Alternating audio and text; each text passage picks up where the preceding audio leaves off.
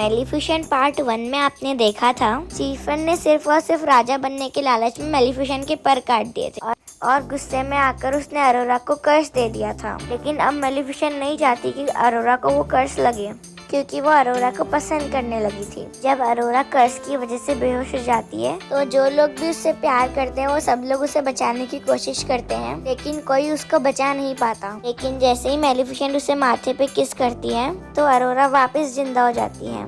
इससे हमें पता चलता है कि मेलिफिसेंट ही अरोरा का ट्रू लव है। इसके आगे की कहानी पार्ट 2 में है। तो आज मैं आपको एक्सप्लेन करूंगी मेलिफिसेंट पार्ट 2। मूवी स्टार्ट होती है और हमें दिखाया जाता है कि कुछ लोग उसी जादुई जंगल में जाते हैं जहाँ पे मेलिफिसेंट रहती है और एक क्रिएचर चुराने लगते हैं और इसी दौरान मेलिफिसेंट भी आ जाती है। मेलिफिसेंट उन तीनों में से 2 आदमियों को तो पकड़ लेती है, लेकिन तीसरा वहाँ से वो क्रिएचर चुरा के दूर जंगलों में चला जाता है जहाँ पर ग्लोइंग फ्लैश निकले हुए थे। वो आदमी वहाँ से किंगडम की तरफ भाग जाता है। वो एक दरवाजा खोलता है तो वहाँ पे एक होल होता है, उसमें से किसी आदमी का हमें हाथ दिखाया जाता है। वो आदमी जिसने वो क्रिएचर चुराया था उस आदमी को दे देता है जिसने हाथ बाहर निकाला था। उसके कपड़ों में वही ग्लोइंग फ्लावर भी लगा होता है जिसे वो आदमी ले लेता है और इन दोनों चीजों के बदले उसे पैसे देता है। फिर हमें ये भी दिखाया जाता है कि उस किंगडम के लोग अभी तक मेलिफिसेंट को दिल से अच्छा नहीं मानते थे। वो समझते थे कि इसने हमारी प्रिंसेस को चुराया और ये हमेशा से प्रिंसेस अरोरा को मारना चाहती थी। सीन चेंज होता है और हमें प्रिंसेस अरोरा को जंगल में काफी खुश देखते हैं। वो वहाँ की रानी जो बन चुकी थी और डिफरेंट क्रिएचर्स के साथ डांस कर रही थी। सब लोग उसके पास अपने अपने मसले लेकर आते थे। फिर उसे बताया जाता है कि यहाँ से एक क्रिएचर गायब हो गई है, वही क्रिएचर जो वो आदमी चुरा कर भागा था।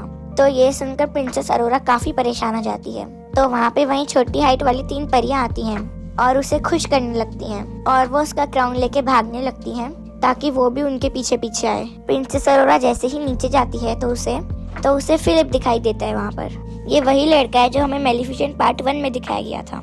तब वो उसका ट्रू लव नहीं था, लेकिन अब वो उसका ट्रू लव बन गया है। वो भी एक प्रिंस है। वो काफी अरसे से प्रिंसेस अरोरा को पसंद करता था, तो यहाँ पे फाइनली वो उसको प्रपोज कर देता है, जिसे सुनकर प्रिंसेस अरोरा भी काफी खुश होती है। ये सब मेलिफिसेंट का कौवा यानी कि डेविल भी देख रहा होता है। वो जाके सब कुछ मेलिफिसेंट को बताता है। तो मेलिफिसेंट वहाँ से उड़कर प्रिंसेस अरोरा से बात करने आती है और दूसरी ओर प्रिंस फिलिप भी अपने पेरेंट्स को बताने के लिए जाता है, मुझे एक लड़की पसंद आ चुकी है। फिर हम देखते हैं कि प्रिंस फिलिप अपने किंगडम पहुंच चुका है। वहाँ जाके वो किंग को और क्वीन को और बाकी लोगों को बताता है कि मैं उस लड़की को प्रपोज कराया हूँ और उसने एक्सेप्ट भी कर लिया है। ये सुनकर किंग काफी ज्यादा खुश होते हैं, लेकिन क्वीन वो तो सैड हो जाती है। लेकिन ये चीज वो अपने बेटे को शो नहीं करती। उसका दिल तो नहीं था, लेकिन फिर भी वो कहती है चलो ठीक है।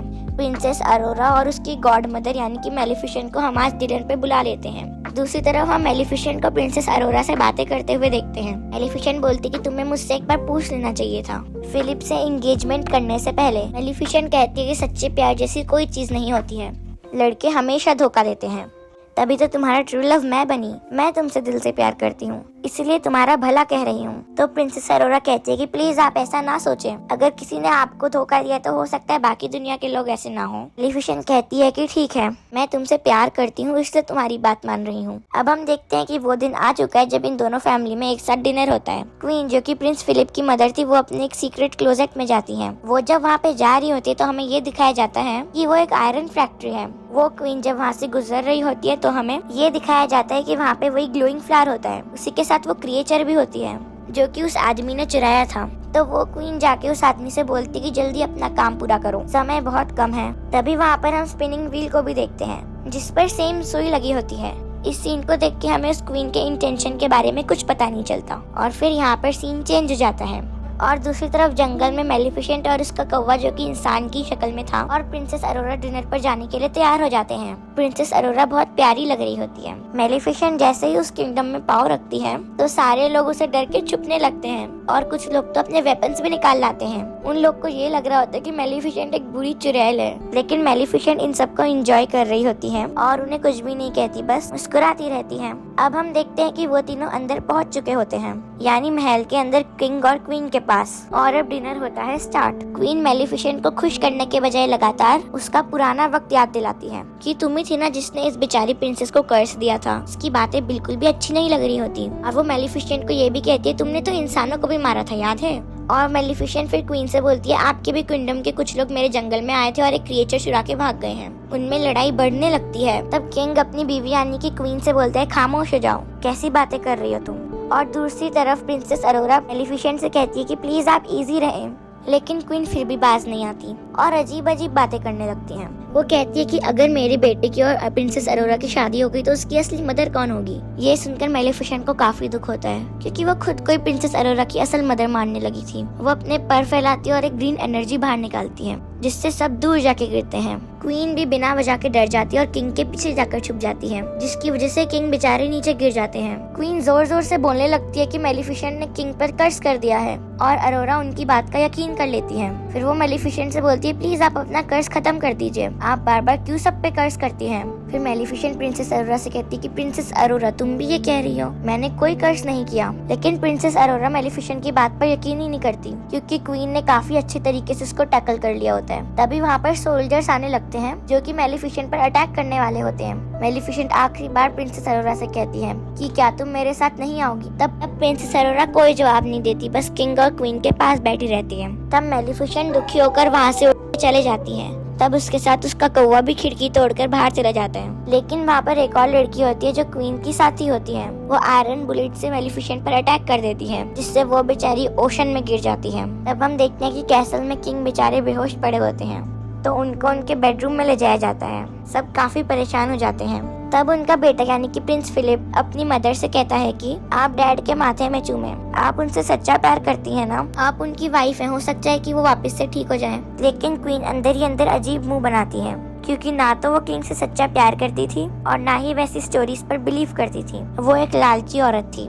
वो फिर भी अपने बेटे के कहने पर ऐसा करती है, लेकिन किंग की आंख नहीं खुलती। अरोरा ये देखती है तो बोलती है कि मैं जाके मेलिफिसेंट से बात करूंगी कि वो अपना कर्ज खत्म कर दे। जैसे ही वो जंगल पहुंचते तो सारे लोग कहने लगते हैं कि हमने अभी तक मेलिफिसेंट को नहीं देखा, वो यहाँ आए ही नहीं। दूसरी ओर क्वीन की साथी ओशन पे नजर रखी हुई होती है। मेलिफिसेंट कब यहाँ से निकलती है, लेकिन वो देखती कि कोई क्रिएचर आकर मेलिफिसेंट को अपने साथ ले गया है। फौरन से सब कुछ जाकर क्वीन को बताती है, तो क्वीन कहती है कि फौरन से उसे रोको। दूसरी ओर अरोरा जंगल से वापस उसी किंगडम में आ जाती है, लेकिन जंगल का एक मैजिकल क्रिएचर भी उसके हॉर्स में छुपकर किंगडम आ गया था। वो क्रिएचर वहीं पर पहुंच जाती है जहाँ पे पहली क्रिएचर भी कैद थी, और उसे भी वो आदमी कैद कर लेता है। तब प्रिंसेस अरोरा क्वीन से बोलती है कि मेरे को मेलिफिसेंट कहीं पर भी नहीं दिखी, क्या उन्हें कुछ हो तो नहीं गया। तब क्वीन कहती है कि परेशान नहीं हो, वो काफी ज्यादा पावरफुल है, और उसे अपनी बातों में फंसाने की कोशिश करती है। दूसरी ओर क्वीन की वही साथी ओशन पे अभी भी नजर रखे होती है कि जैसे ही उसे मेलिफिसेंट नजर आए वो उसको मरवा दे। फिर उसके बाद ऐलान किया जाता है अगले 3 दिन के अंदर अंदर प्रिंस फिलिप और प्रिंसेस अरोरा की शादी है। हम चाहते हैं कि हम सब लड़ाइयाँ छोड़ दें, हम सुलह करना चाहते हैं, और जंगल में जितने भी क्रिएचर्स वो सबके सब इस शादी में इन्वाइटेड हैं। दरअसल ये उनका प्लान था, क्योंकि वो ये चाहते थे कि मेलिफिसेंट को मार के जंगल के सब क्रिएचर्स को कैद कर लिया जाए, ताकि मेलिफिसेंट को सिक्योर करने के लिए वहाँ पर कोई भी ना हो और फिर उस जंगल पर कब्जा कर लिया जाए। दूसरी तरफ हम देखते हैं कि मेलिफिसेंट की आंख खुल जाती है, वो काफी जख्मी होती है और उसे कुछ क्रिएचर्स की आवाज आ रही होती है, जो कि कह रहे होते हैं कि हम इंसानों पर अटैक करेंगे। उनके भी बड़े बड़े पर होते हैं और सर पर सींग होते हैं। वो जंगल में अपनी पनाह लेने आए थे, क्योंकि उन्हें ये लग रहा था कि जंगल उनके लिए सेफ पॉइंट है इंसानों पर अटैक करने से पहले। मेलिफिसेंट भी वहाँ पर पहुँच चुकी होती है और उनमें से एक क्रिएचर मेलिफिसेंट की ओर आता है और मेलिफिसेंट से कहता है कि हमें भी अपनी पावर ट्रांसफर करो, इंसानों को कैसे हराया जा सकता है हमें भी बताओ। लेकिन मेलिफिसेंट अपनी पावर से उसे दूर फेंक देती है। उन क्रिएचर्स के हेड का नाम बोरा होता है। वो जब देखता है कि मेलिफिसेंट में इतनी पावर है कि किसी को भी इतनी दूर उड़ा के फेंक सकती है, तो वो काफी ज्यादा खुश हो जाता है, क्योंकि अब हमें इंसानों को टैकल करने में बहुत आसानी होगी। अब बोरा का साथी मेलिफिसेंट को अपने साथ लेकर केव में आ जाता है और उसे बताता है कि यहाँ पे बुरी और अच्छी फेरीज एक साथ रहा करती थी, क्योंकि इंसान उन्हें हर्ट करने लगे थे, इस वजह से उन्हें एक साथ रहना पड़ा। फिर वो एक स्ट्रक्चर के पास आता है जो कि वहाँ पर स्टिल था, कोई मूवमेंट नहीं कर रहा था। तो बोरा का साथी उसे बताता है कि मेलिफिसेंट तुम इन्हीं की औलादों में से एक हो, तुम आखिरी पावरफुल और अच्छी फेरी बची हो। वो आदमी मेलिफिसेंट को बताता है कि तुम बहुत पावरफुल हो और जल्दी तुम एक ऐसे स्टेज पे पहुंचोगी जहाँ पर तुम दुनिया की सबसे पावरफुल फेरी बन जाओगी। लेकिन वो आखिरी स्टेज तुम अभी तक पार नहीं कर पाई,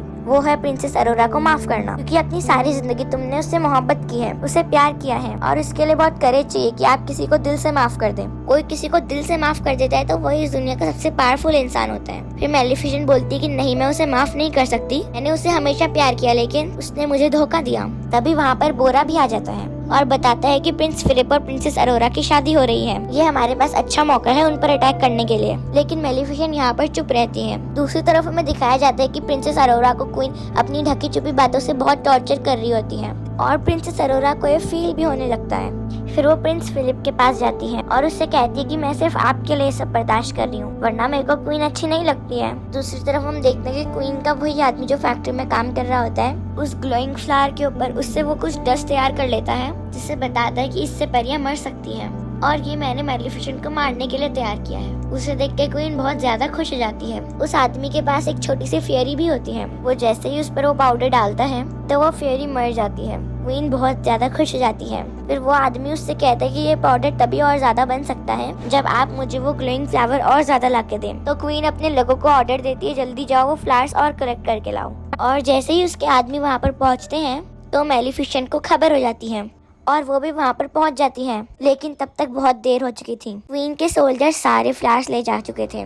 मेलिफिसेंट यहाँ पर कुछ भी नहीं कर पाती, बस वो बहुत ज्यादा उदास थी क्योंकि उसके साथ हमेशा बुरा ही हुआ था। वो सोल्जर्स मेलिफिसेंट पर आयरन बुलेट से हमला करने लगते हैं, लेकिन तभी उसके सामने बोरा का साथी आकर उसे बचा लेता है। मेलिफिसेंट भी एक शील्ड बना लेती है जिससे वो लोग प्रोटेक्टेड हो जाते हैं और बोरा बाकी सोल्जर्स पर अटैक करने लगता है। लेकिन जैसे ही मेलिफिसेंट बोरा के साथी को केव तक लाती है, लेकिन तब तक वो बेचारा मर चुका होता है। अगली सुबह हम देखते हैं कि प्रिंस फिलिप और प्रिंसेस अरोरा की शादी की तैयारियां शुरू हो चुकी हैं और जंगल के सारे क्रिएचर्स उस किंगडम की ओर जा रहे होते हैं। लेकिन जैसे ही मेलिफिसेंट का कौवा, जो कि इंसानों की शक्ल में होता है, वो अंदर जाने लगता है तो उसे रोक लिया जाता है। तो फिर हम देखते हैं कि प्रिंसेस अरोरा काफी प्यारी लग रही होती है। तो प्रिंस फिलिप उसे एक फ्लावर देता है जो कि कोई और फ्लावर नहीं, उसी के जंगल का ग्लोइंग फ्लावर था। उसे ये देख कर काफी हैरानी होती है, ये क्वीन ने क्यों भिजवाया है मेरे लिए। वो क्वीन को ढूंढने के लिए जाती है और तभी उसे वो सीक्रेट डोर भी मिल जाता है। उसके हाथ में अभी भी वो फ्लावर था। तो वो जाते जाते उसी स्पिनिंग व्हील के पास पहुंच जाती है। उसे वो सारे विजन्स आने लगते हैं कि ये कर्स क्या था, मुझे यहाँ पर कैसे ले जाया जा रहा है। वो वहाँ पर देखती है कि 2 फेरीज भी कैद हैं, वही क्रिएचर जिसे उस आदमी ने कैद किया था। वो उनको छुड़ाने ही लगती है, लेकिन वो आदमी उसे रोक लेता है। तभी वहाँ पर क्वीन आ जाती है और वो प्रिंसेस अरोरा से कहती है कि मेरा किंगडम पहले उस जंगल के करीब हुआ करता था, लेकिन ये सब क्रिएचर्स और मेलिफिसेंट के इन सिस्टर्स ने, उसके बड़ों ने मिलकर मेरे किंगडम को नुकसान पहुंचाया और मेरे फादर मारे गए। लेकिन जब मेरा भाई भी वहाँ पर सुलह करने के लिए गया तो उन जंगल के क्रिएचर्स ने मेरे भाई को भी मार दिया और जब मैं अकेली बच गई तो मुझे किंग से शादी करनी पड़ी, जो कि अब मेरा पति है, लेकिन मैं उससे प्यार नहीं करती। तब क्वीन कहती है मैं तुम सबसे बदला लेकर रहूंगी। क्वीन सोल्जर्स को ऑर्डर देती है कि प्रिंसेस अरोरा को एक रूम में बंद कर दिया जाए। ऐसा ही होता है और उन क्रिएचर्स को भी एक रूम में बंद कर दिया जाता है और फिर उन पर वही पाउडर छिड़का जाता है जो क्वीन ने बनवाया था, जिसकी वजह से सारे क्रिएचर्स बेचारे वीक होने लगते हैं। जिस रूम में अरोरा होती है वहाँ पर उसका वेडिंग ड्रेस होता है, तो वो उसे फाड़कर काफी लंबी सी रस्सी में बदल देती है और कैसल से नीचे जाने की कोशिश करती है। लेकिन तभी वहाँ पर सोल्जर्स आ जाते हैं। प्रिंसेस अरोरा उनको रूम में ही बंद कर देती है। मेलिफिसेंट का कौवा, जो कि इंसानी रूप में होता है, वो भी कैसल के अंदर आ जाता है और दूसरी तरफ प्रिंस फिलिप अपने बीमार फादर के पास बैठा होता है। उसे ये सब कुछ नहीं पता होता है। अब क्वीन अपने कैसल की छत पर होती है।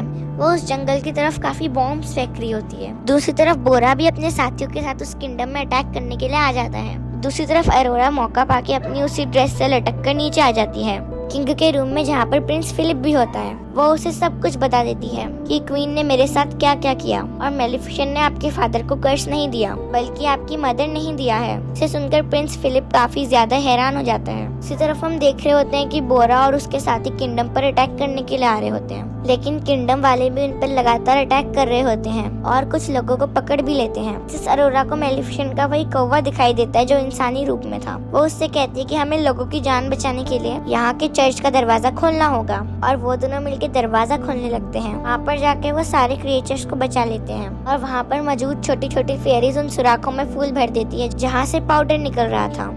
अब वो डस्ट पाउडर वहाँ से बाहर नहीं निकलता और ना ही वहाँ पर किसी क्रिएचर को नुकसान पहुँचाता है। और जब क्वीन की वही साथी लड़की वो ठीक करने के लिए जाती है तो वो खुद ही वहाँ से नीचे गिर जाती है। प्रिंस फिलिप अपनी मदर को समझाने के लिए जाता है, लेकिन क्वीन सोल्जर से कहती है कि इसको पकड़ लो। लेकिन प्रिंस फिलिप उसी से पहले कैसल से नीचे जंप लगा देता है। वहाँ पर प्रिंसेस अरोरा और मेलिफिसेंट के कौवे को भी पकड़ लिया जाता है, लेकिन तभी वहाँ पर आती है मेलिफिसेंट और अपने कौवे को एक भालू में बदल देती है और वो भी चर्च का दरवाजा खोल के सब क्रिएचर्स को बचा लेता है। मैलेफिसेंट बाकी लोगों पर अटैक करने लगती है और अपने लोगों को बचाने लगती है। अभी वहाँ पर बोरा भी आ जाता है और क्वीन के सोल्जर से लड़ने लगता है, लेकिन फिलिप उसे आके रोकता है और कहता है कि ये हमारे जनरल है, इसे कुछ मत करना। तो बोरा वहाँ से चला जाता है। जब जनरल देखता है कि इसने मेरे को नहीं मारा तो वो समझ जाता है कि असली जालिम कौन है, यानी क्वीन असली जालिम है। उसी और मैलेफिसेंट रूफ टॉप पे आती है उसी क्वीन के पास, लेकिन प्रिंसेस अरोरा भी मैलेफिसेंट के पास आती है और उससे कहती है कि प्लीज क्वीन को मत मारे, वरना सब लोग वाकई समझेंगे कि आप जालिम थी।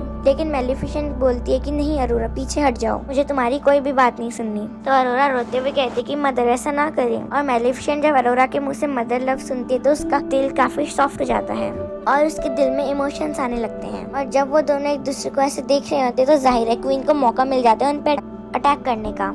वह तीर अरोरा की ओर फेंकती है, लेकिन मैलेफिसेंट उसके सामने आकर प्रिंसेस अरोरा की जान बचा लेती है। और जैसे ही मैलेफिसेंट को एरो लगता है वो एशिस में बदलने लगती है और प्रिंसेस अरोरा बहुत ज्यादा रोने लगती है। क्वीन ये देख के काफी ज्यादा खुश हो जाती है और ऐलान करती है कि अब तुम लोगों की मैलेफिसेंट नहीं रही और अब मैं पूरी जगह पर कब्जा करने वाली हूँ। लेकिन तभी हम देखते हैं कि प्रिंसेस अरोरा के आंसू मैलेफिसेंट के एशेस पर गिरते हैं और मैलेफिसेंट फिर से जिंदा हो जाती है। उसके बड़े बड़े पंख आ जाते हैं और वो ड्रैगन में बदल जाती है। यह सब देखकर क्वीन को बहुत ज्यादा गुस्सा आ जाता है और वो प्रिंसेस अरोरा को कैसल से नीचे धक्का दे देती है, पर मैलेफिसेंट उसे बचा लेती है। प्रिंस फिलिप को भी अपनी मदर के बारे में सब कुछ पता चल चुका था, इसलिए वो भी मैलेफिसेंट के पास आ जाता है और मैलेफिसेंट मान जाती है प्रिंसेस अरोरा और प्रिंस फिलिप की शादी के लिए। तभी मैलेफिसेंट के पास वो छोटा आदमी भी आता है जिसने उसके क्रिएचर्स को कैद किया होता है। वो उसके क्रिएचर्स छोड़ देता है और उसे वही सुई देता है जिसकी वजह से कर्स फैला था। अब सबको पता चल जाता है कि कर्स फैलाने वाली असली क्वीन ही थी। अब किंग भी जाग चुका था और क्वीन को बोरा के लोग पकड़ लेते हैं और उसे कैसल से नीचे फेंक देते हैं। मैलेफिसेंट उसे एक गोट में बदल देती है और वहाँ की सारी जगह को फूलों से सजा देती है और फिर वो बोरा से बोलती है कि तुम लोग अच्छे क्रिएचर्स हो, तुम हमारे साथ रह सकते हो। और फिर उसके बाद वो अरोरा को वेडिंग ड्रेस पहनाती है और वो ऐलान करती है कि हम सारे मिलकर रहेंगे एक ही यूनियन में। और इसके बाद प्रिंसेस अरोरा और प्रिंस फिलिप की शादी हो जाती है। किंग भी काफी खुश होता है और सारे क्रिएचर सारे लोग उनके लिए क्लैपिंग कर रहे होते हैं और यहाँ पर दोनों किंगडम्स मिल जाते हैं और हंसी खुशी रहने लगते हैं। फिर मैलेफिसेंट प्रिंस फिलिप और प्रिंस अरोरा से कहती है अब मैं तब वहाँ पे वापस आऊंगी जब तुम लोगों का एक क्यूट सा बेबी होगा। और फिर मैलेफिसेंट यहाँ से चली जाती है और सब कुछ पीसफुल हो जाता है।